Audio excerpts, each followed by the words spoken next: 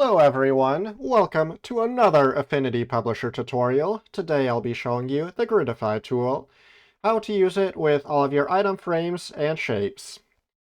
Once you have your document open, begin by selecting the rectangle item frame and dragging out a frame as normal. Use the arrow keys right and down to add more, and the up and left arrow keys to reduce the number until you have the quantity you would like in your grid. In this case, I will do a 4x4 grid. As with anything else, you can hold the Shift key to keep the items proportional, the shapes proportional with one another. And I will get rid of my stroke there. And once you have that, drag the frames out to the space you would like to fill on your document. With all of them still selected, simply go to File, Place, select all of your images. I will need 16 of them. There we go. And begin to left click to fill your frames. Now, you can also do this with the circle item frame. The exact same way, right and down to add more, up and left to reduce the number. And you can do this with any of the shapes in this dropout here. I find it a very easy way to add simple patterns or decorations to different parts of my page. Like that. With the cogs, or the gear, or the hearts, or any other shape you would like.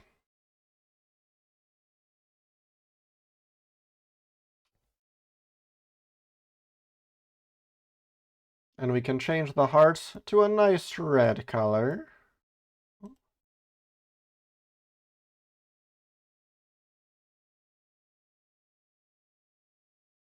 Now, one thing you may have noticed is that there wasn't a way to add space between all of our objects here. And the easiest way to do that is with the alignment panel. Once you have a grid, yet again, go ahead, select the top right item frame and drag it to the farthest edge of where you're trying to fill. In this case, the top right margin of my page. Do that for the last one on the other rows you have. And do the same thing for the columns, dragging the bottom one down to the bottom of the space you are trying to fill. Once you have that done, select the top row. Under your alignment panel, click space horizontally. Repeat that step for the other rows. And we will also repeat this for the other columns. Select your column and select space vertically until you've got through all of them.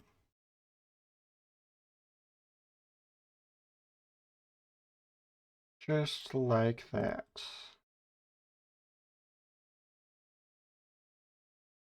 Again, you can select them all and fill your frames if you would like.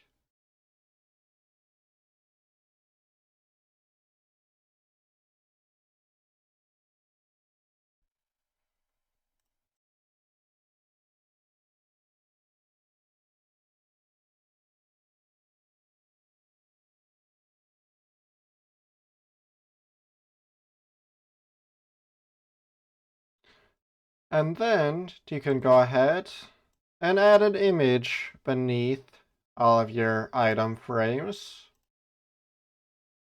Make sure you right-click, arrange, send, move to back.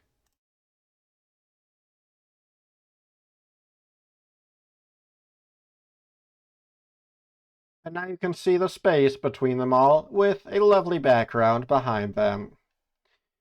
If you have a solid colored background, you can also do this with the stroke panel. It is a bit more limited, but it is possible. Simply drag out your grid one more time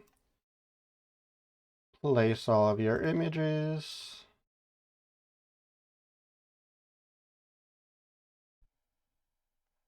While it loads, there we go.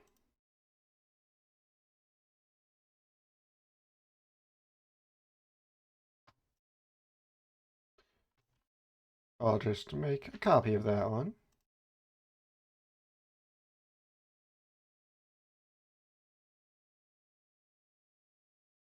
And to add space between, if you have a solid colored background, select all of them and add a stroke. Go back to the color panel and change the color of your stroke to match the color of the background, in this case white. You can change how thick it is, how thin, whether it aligns on the inside or outside, etc.